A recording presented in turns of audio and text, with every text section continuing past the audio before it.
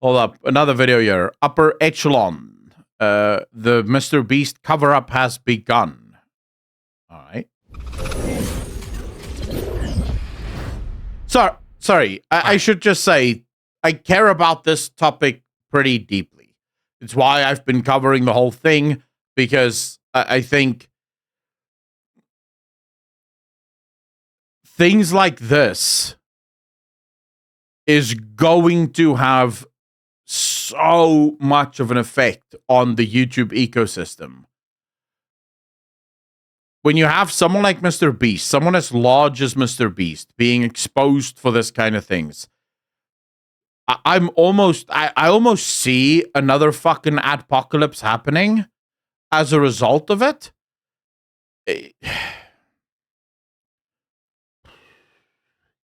Title says it all, so I'm just going to jump right in. It is my opinion that the MrBeast team is engaging in a deliberate cover-up, rather than respond on merit or substance to virtually any of the business allegations regarding predatory practices, child exploitation, illegal lotteries, or rigging competitions. These are my opinions based on evidence and behavior I'm witnessing. However, when you go through and see all of it as one cohesive picture, it gets pretty damning.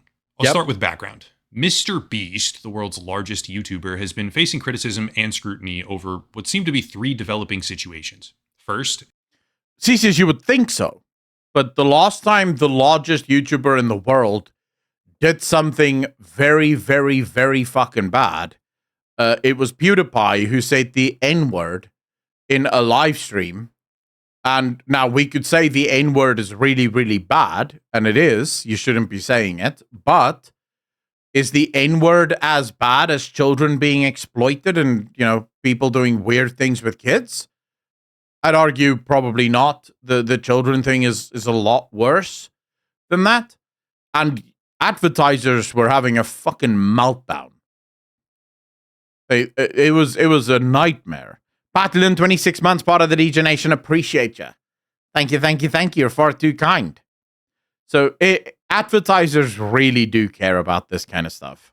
A former employee named Chris Tyson was engaging in wildly inappropriate behavior on a Discord server with minors present, which led to a massive trove of messages being leaked online, which are extremely damaging to the credibility and reputation of the entire company. Second, a former employee, going by the screen name Dogpack404, released a nearly hour-long video about illegal lotteries, underage gambling, and the rigging of competitions, which got about 8 million views and counting so far. And third, on the set of Beast Games, which is a $100 million game show production funded by Amazon.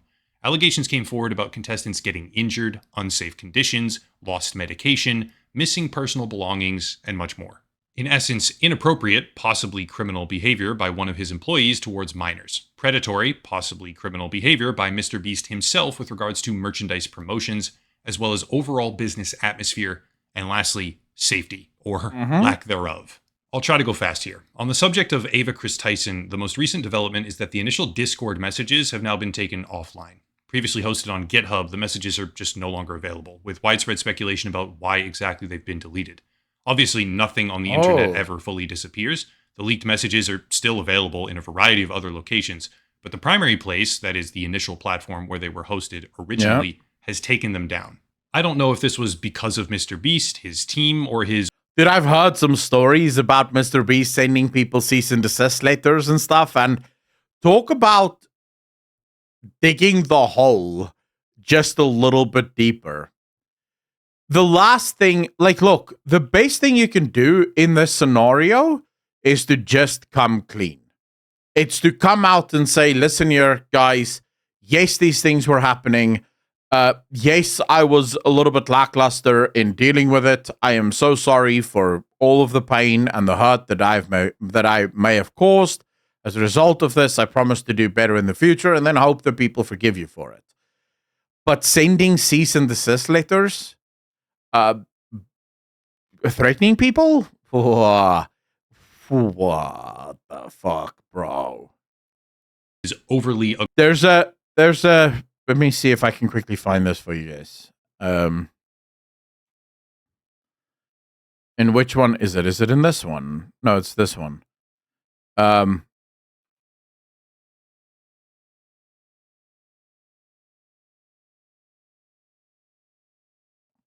What you're hearing here is they had to change the guy's voice so that no one knows who he is, because he would only speak on the promise of anonymity. But this is a guy that worked for MrBeast or is still working for MrBeast.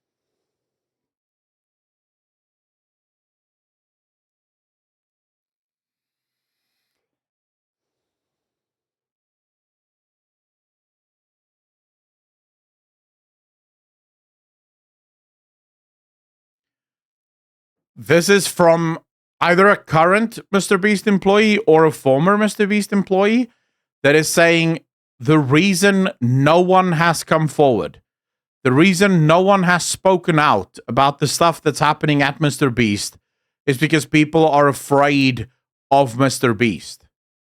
Now, bro, do you know how bad of a person you need to be for people to be afraid of you to the point where they will not speak out? They will rather just go off into the night than speak out against you. It is nuts, dude. Aggressive legal representation, which I'll discuss in just a minute here. But whatever the reason, they're gone. I do want to make something clear, however, in the interest of being thorough. It's entirely possible that the leaks were removed because they simply violate GitHub terms of service. Directly from their TOS page here, quote, GitHub Pages is not intended for or allowed to be used as a free web hosting service, end quote. However, at this point in time, we simply don't know. All I can say for certain is that the leaks have been taken offline on GitHub. Next are the allegations of illegal lotteries, predatory business practices, and rigging competitions. This is where it gets spicy. The former employee, Dogpack404, who initially sparked off this entire controversy, has been sent not one, but 2 different cease and desist letters by 2 separate law firms, asserting that he has disclosed sensitive, confidential, and proprietary information regarding the company's business operations, as well as defamation.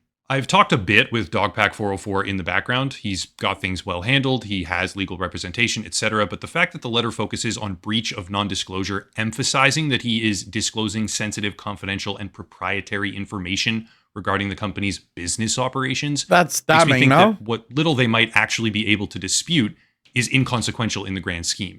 Cease and desist letters like this, especially... If you think about it, they're literally telling him to cease and desist because what he's doing is revealing how the sausage is made. But what he revealed is how they would game the giveaways and basically cheat the system, right? And before you think to yourself, Baracko, come on, dude, we all knew that MrBeast's videos were fake. Giveaways are like literally, it is illegal to do fake giveaways. So, for example, if I told all of you, hey guys, at the end of this month, I'm going to give one lucky subscriber on Twitch $20, right? And then I choose the winner, and the winner is Holy, my editor.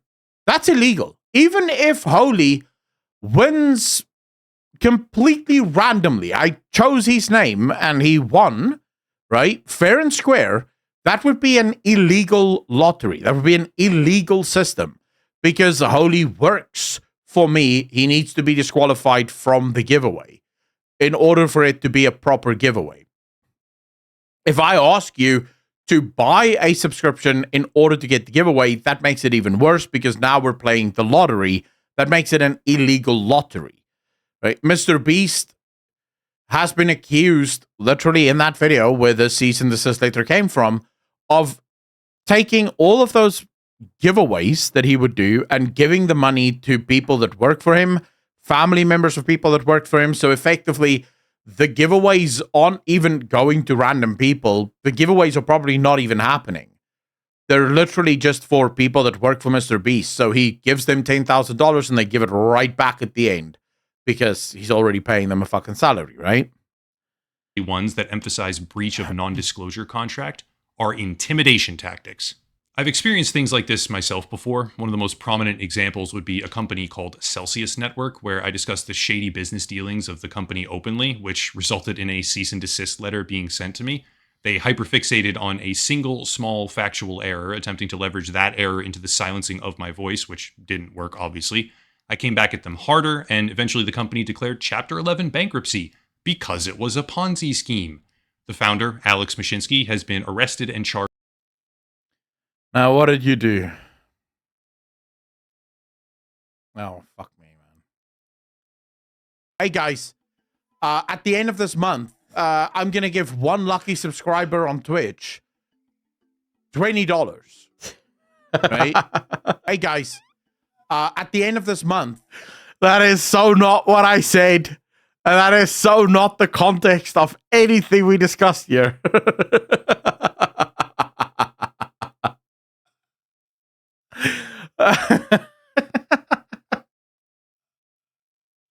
Oh, shit. Mocky, how you doing? Charged with fraud. I'm no. All right, fine. On the 25th of this month, as you all know, I'm giving away $50 to one random $5 subscriber over on Patreon, so I'll do the same thing here. I'll give $20 to one random subscriber on the 25th. Wait, what day is the 25th? It's a Sunday, so let's make it Monday, the 26th. So on the 26th, I will choose one random fuck in chat, and you'll get $26. You'll get $20 if you're subscribed. Easy, right? Stranger to the process of speaking truth. Now wait until people realize that it's not that easy to see who's subscribed to you or not on Twitch. Patreon to win? Yeah, pretty much. So guys, for a chance to win $20, no, don't fucking do that. Don't. I'll just choose one random fuck in chat and they'll win. Whether you subscribed or not doesn't matter. I'll give you $20. It's fine. Truth to power, and having that power try to shut you up. That is precisely what this looks like to me. The second cease and desist letter from an entirely different law firm, by the way. Massey, what do you mean? Doesn't a giveaway on Patreon defeat the purpose? No, because it's going to be every month. So the way it's going to work is, if you're a $5 subscriber on Patreon, every month on the 25th, I choose one person, they get $50. Then once we have 100 people at $5, I choose two people and they get $100 each. And if we get to 1,000 people, I'll start giving away graphics cards and shit. It's just because I don't make content for Patreon, but I feel bad because I have patrons who's paying every single month. So I thought, fuck it, I'll just, at least that's something, For one, I'll give it out and gift it to the community. You can't win, have it on. You're a mod. You're not allowed to win. A focuses on defamation while still mentioning the non-disclosure agreement, which is what I want to really draw attention to, because I myself, obviously they've requested anonymity, have talked with a current MrBeast team member who said that the company has terrifying non-disclosure policies aimed at making sure that no one ever speaks out publicly. In addition, Dogpack 404 has begun receiving text messages and DMs from a multitude of current and former team members corroborating all he of said this, with warnings that the company is allegedly gaming out methods of discrediting him or assassinating his character. Even so far as claims that they are possibly looking at hiring private... Wait, Dawson, I'm texting you anonymously to let you know that I heard James want to have private investigators start following you and looking into every detail of your life. He wants them to reach out to your former employers, find all your social media accounts, your family social media accounts, videos of you, anything.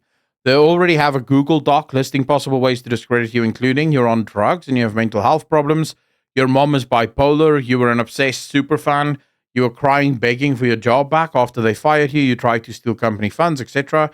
I don't know what's true and what's not, but personally, I really think you should just take everything down ASAP. If you take it down, they'll leave you alone. Wow. Now the question, of course, is this person sending the message because he wants to warn Dawson of what's coming, or is this his tactic of trying to get Dawson to take it down? Private investigators to dig up any dirt they can on him. Quote from another alleged former employee: "Not planning on mentioning I ever worked at Beast, but if it did get out, or if somehow, some way I accidentally mentioned it, I wanted to make sure I wasn't going to get sued to all hell." End quote. Remember, I'm talking about the concept of a cover-up, and so far we have multiple cease and desist letters from two Josh, how you doing, brother? separate law firms aimed at silencing a former employee on the basis of violating his non-disclosure agreement in terms of confidential information. The Discord leaks showcasing predatory behavior by a MrBeast team member have been taken down on their primary hosting platform, as well as extremely aggressive non-disclosure agreements well before any of this blew up at all, which appear to be, in my estimation, deliberately constructed to prevent reputation damage, not protect business secrets. Now, in the time since all of this began blowing up, even more has started to bubble to the surface, such as this, where MrBeast ran an Australian sweepstakes event giving away cars, but the format was to buy Feastables chocolate bars with no regulation on age, and then play a slot machine on your phone. Lots of people got the winning combination, but that didn't matter either because the app was broken. You would buy chocolate, scan a QR code, play a slot machine at any age, get the 3 cars required to win, and then you didn't win. If any other YouTuber did this, they would be universally despised by the community. What the? Dude, I didn't even know about this. How did I not even know about this? Still, not even close to done here, because despite being one of the least flashy accusations for a YouTube video, worker safety is actually a very big deal in all this. Turns out the alarm bells, so to speak, over how MrBeast's company operates itself have been sounding for quite a while. In February of 2024, Time magazine published an article titled "In the Belly of the Beast." A reporter openly discussed the concept of worker safety with paragraphs like this, quote, "Scott Brown, a creative producer who worked for MrBeast from March 2023 to August 2023, says that in order to move fast at MrBeast, they view safety as, like, being overly cautious or a weakness. He helped produce the Train vs. Giant Pit video and believed the safety procedures were insufficient.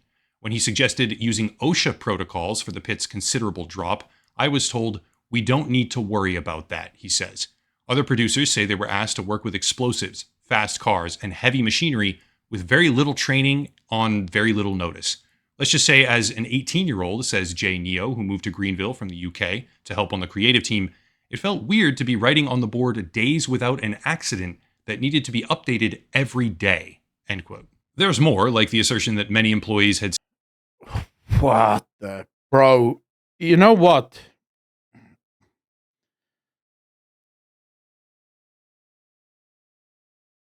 MrBeast is everything that's wrong with the millennial Gen Z generation, where everything is about views, everything is about fame. It doesn't fucking matter. Whatever you can do, whatever you need to do to be famous, do it.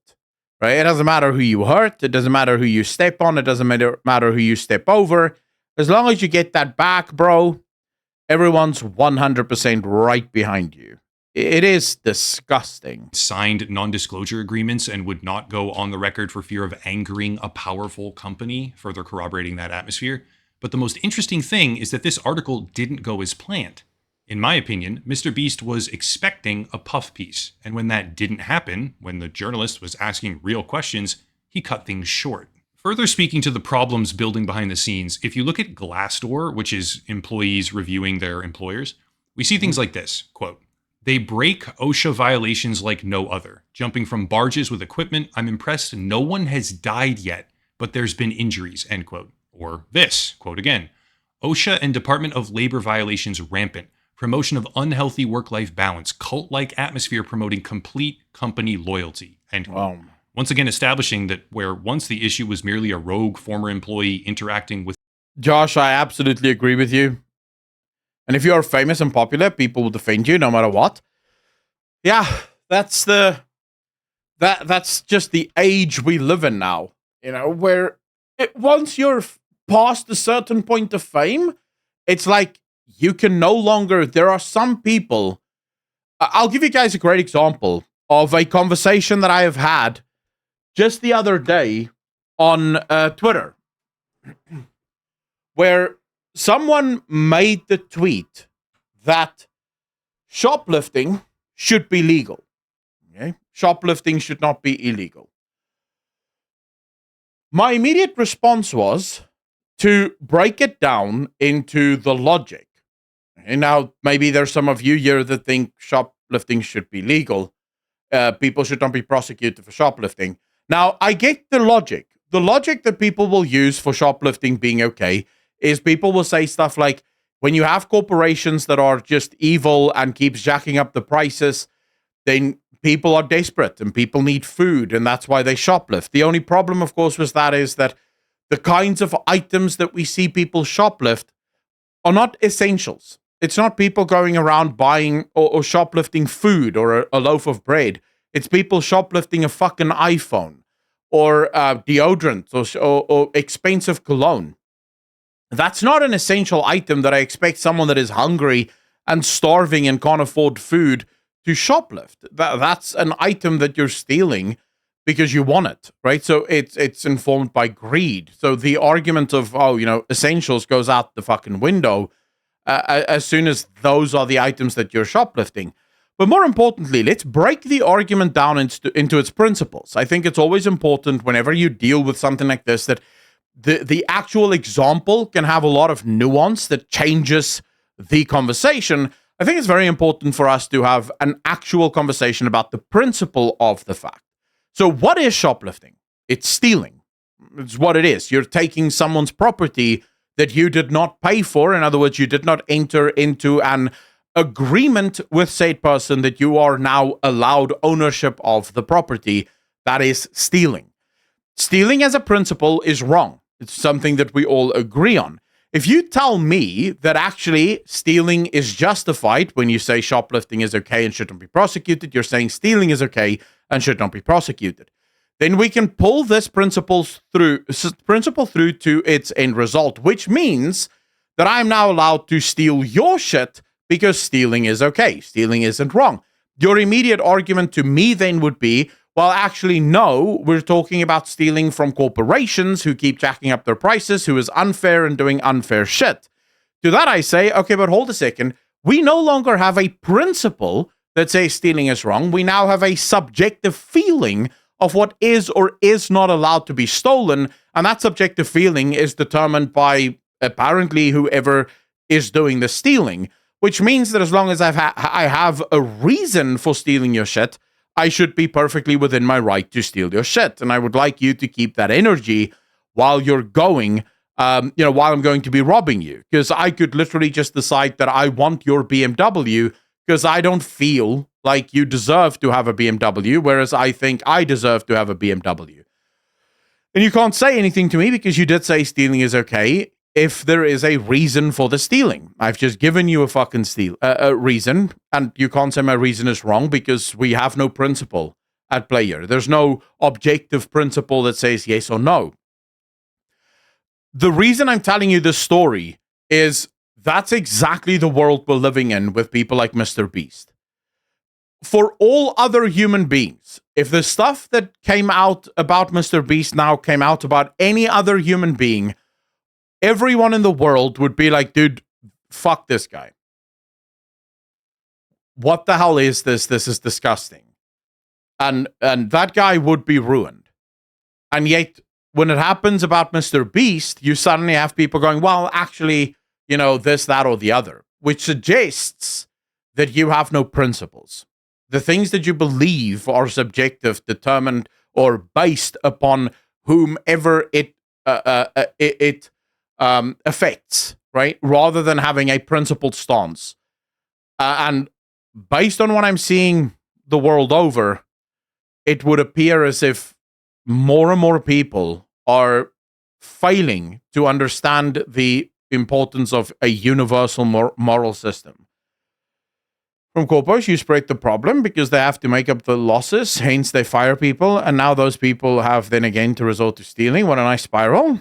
If this is the beginning of this destruction, then I'm afraid of what 2025 is going to be like. Dude, every year at this point seems to be one-upping the year prior to it. So I don't want to know what happened. In 2025, January 1st, 2025, all we're going to read is 20 countries have started launching nukes at each other. And at that point, most of us are probably going to be like, wow, who gives a fuck? At that point, shit's going to be so real that everyone's just going to be like, oh, only 20? Wow, it's a good day in 2025. It's only 20. Yesterday was 43. I don't know. That's where I think we are now. We're just going to read about random YouTubers dropping atom bombs for funsies. I don't see how we can go anywhere else. With minors, now the issue appears to be rampant workplace malpractice. Next, however, is a keystone issue that seems to be ramping up even more, and that is the Amazon Prime sanctioned Beast Games reality show that is being filmed right now in Las Vegas, soon to be switching over to Canada. Remember that part. For the past couple of weeks, various outlets, including Vital Vegas, whom I believe was the first outlet to report on this, have been exposing the terrible conditions of that show. But on social media, a woman named Rosanna Pansino has been leading the charge, talking about injuries, contestants being offered money to sign away their litigation rights afterwards, and other horrifying revelations in general. However, she's not alone, and these are not just random anonymous messages anymore, because the New York Times has now come out with their own piece, which not only corroborates her accusations and prior media pieces from Las Vegas, but also expands on them. It contains details about how some contestants were carried out on stretchers, some were vomiting, passing out, there were broken bones, seizures, or they were getting evacuated to the hospital. Contestants weren't... What happened to this dude that just wanted to make fun videos for people? ...being fed properly, and yet the camera crew was going around to contestants and giving them Feastables chocolate bars and filming them praising the candy. Think about that. They were basically starving contestants, whether deliberate or negligent, and then giving them MrBeast's chocolate bars and filming them eating and praising the candy. What kind of sick fuck is this guy? They were serving food to people that were allergic to that food, and after many contestants were eliminated in brutally violent ways, they were given $1,000 to compensate. Except, no, they weren't. Because when the cameras turned off, they had to give it back. And they were told that the real payment would arrive later. Some of them have yet to receive that payment. It's hard for me to articulate just how disgusting and predatory this company seems. Lastly, way down at the bottom, quote, "We are grateful that virtually all of those invited to Toronto for our next production have enthusiastically accepted our invitation," from a MrBeast spokesperson, after they meekly tried to deny most of these issues and preserve the Amazon $100 million cash pipeline to produce this disgusting game show. All of this very obviously corroborates prior allegations and paints a picture of extreme and abhorrent conditions. But remember that influencer that we just talked about, Rosanna Pansino? Yeah, if you go to her TikTok video describing these problems, everything seems fine. But if you VPN yourself over to Toronto, the location... Massey, so just the whole thing on site, according to some of the people that worked for MrBeast, those videos that he did where he basically, gave people sight, the majority of them, and now I need to preface this by saying some of the people did get the surgeries and MrBeast did pay for it, but the majority of the people, according to employees, were already going to get the surgeries, and most of them were going to get it for free or for super cheap. All MrBeast effectively did was kind of speed up the process. So instead of having to wait 2 or 3 months, they got it immediately. But the vast majority of those employees were not like people who were never going to get the surgery. MrBeast did it. So according to them, it's not even the whole story wasn't what people saw. Of the next Beast games, the video is blocked. I can't say for certain why, but something I can say for certain is that the live stream VODs of his merchandise events, where they very clearly seem to be running illegal lotteries, have been directly pulled down after the accusations came out. These were only fragments, by the way, because pretty much everything having to do with those streams had been scrubbed beforehand as one of the only content types that MrBeast will create, upload, and then remove, almost like his company doesn't want a public record. Put it all together. The Discord leaks showing predatory behavior against a minor of his former employee get taken down. multiple cease and desist letters get sent to another former employee who is calling out predatory business behavior. The company has a long-standing, abundantly corroborated reputation of extremely aggressive non-disclosure practices, and now videos criticizing their unsafe game show conditions are being suspended across the world on social media. In the background, clips of their behavior are getting deleted, and all of this is happening as a trifecta of problems come to light, showcasing how the world's largest and... I have no evidence for this, so take this with a grain of salt. But I've heard rumors that even right at the beginning, when this stuff started to happen, even YouTube was involved in trying to censor this information, with videos talking about this being downvoted or downranked in the algorithm, people's videos being demonetized. My video about this was demonetized for more than 24 hours before I got it monetized finally. They seem to have stopped. So it may not have been censorship at all. It may have been literally just because of the subject matter, the YouTube algorithm thought, no, this video is problematic. But I've heard rumors of people saying that once you talk about MrBeast, that video really doesn't do well. And it's usually the only reason it starts to do well is if people are sharing the video on like Reddit, or people are pushing the video on external sites. That's the only way the video starts getting traction. Would want to get exposed to that? True. Well, saying it's okay is the same thing as a fireman saving 10 people but killing one person. It's okay, right? Because he saved all those people. No, it's not.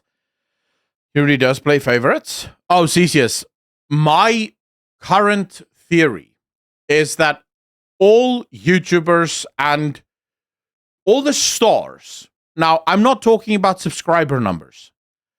I think it's perfectly possible to get to 1 million, 2 million, 10 million, 12 million, 20 million subscribers on YouTube on your own through normal hard work. I think that is perfectly possible. But I feel like the stars of YouTube, now, you guys know what I'm talking about, right? The people that become mega stars.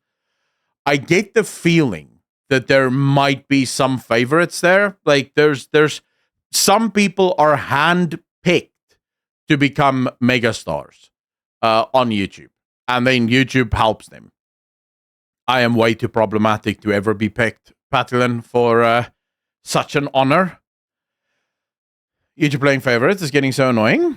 I mean, on the one hand, I understand why YouTube is doing it. They are running a business, the same as everyone else. And they know that Superstars is really good for business. Because if people know about the person outside, they might come to YouTube to watch the person on YouTube. And they obviously want money. Right? So I kind of get why they're doing it. When will you get your Amazon show? What would the show be about? Thank you very much, Patlin. I appreciate that. Everyone move to Rumble? Nah. I think Rumble will go into the same thing once they get big enough. The only people that seem to support freedom and freedom of speech are people who aren't yet the number one player.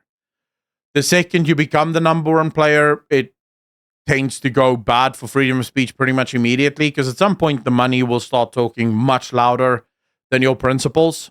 Most generous social media influencer just doesn't deserve the praise. If I were tasked with finding a single word to describe all of this, I would say wholeheartedly, cover up.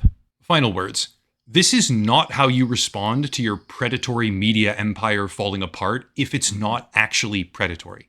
If it is predatory and garbage and manipulative, shady, or illegal, keep on doing precisely what you're doing there, MrBeast. That's the message. However, if MrBeast is not just a greedy psychopathic manipulator, the correct response is to publish, or rather Anthony, how you doing, bro? The lottery live stream. Welcome to and Twitch. Show the world that there's nothing illegal. Probably can't do that because there pretty clearly is stuff in there, but that's the correct response.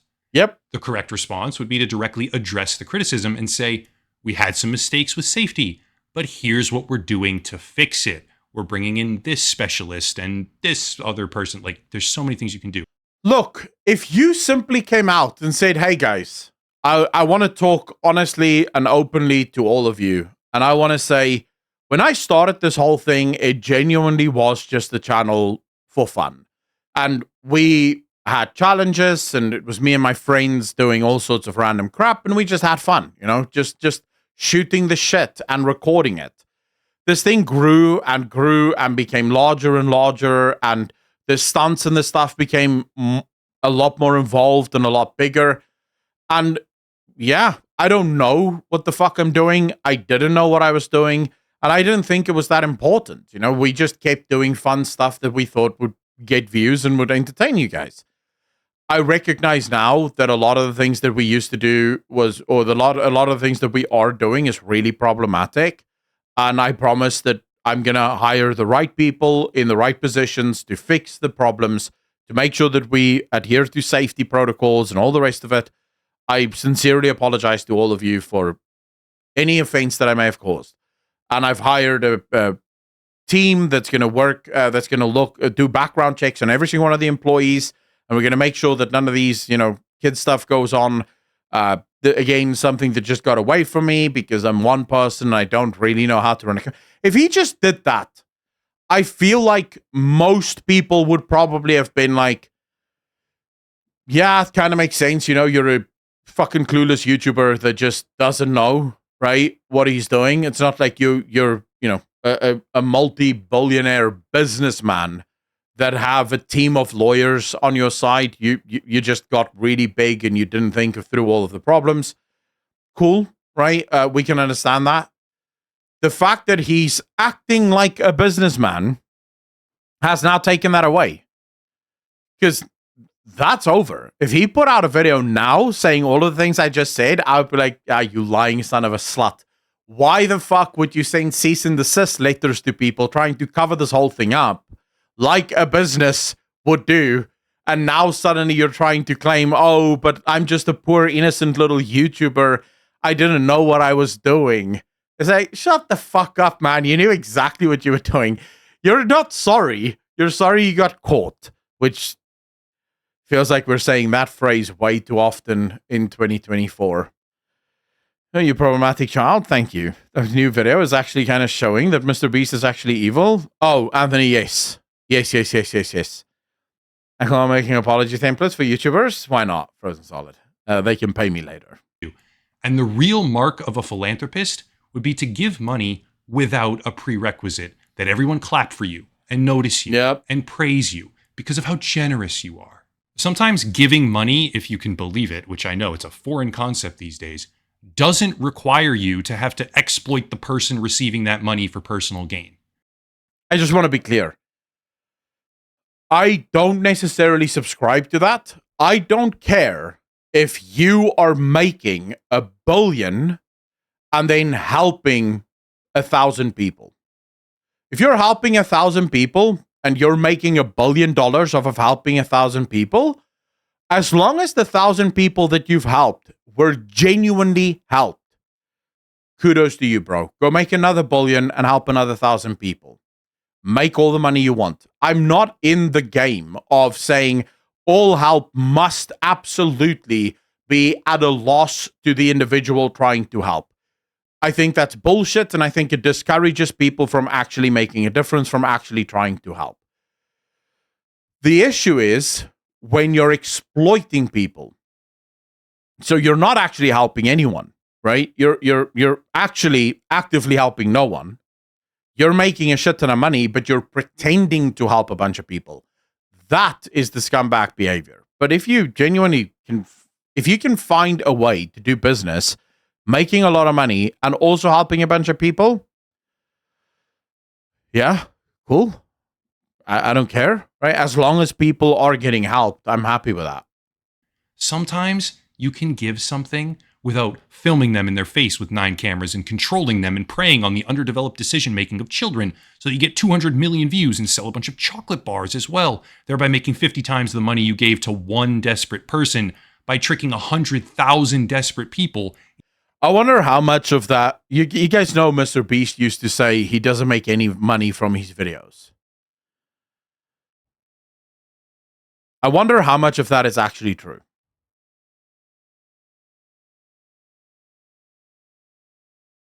Because technically he might be truthful.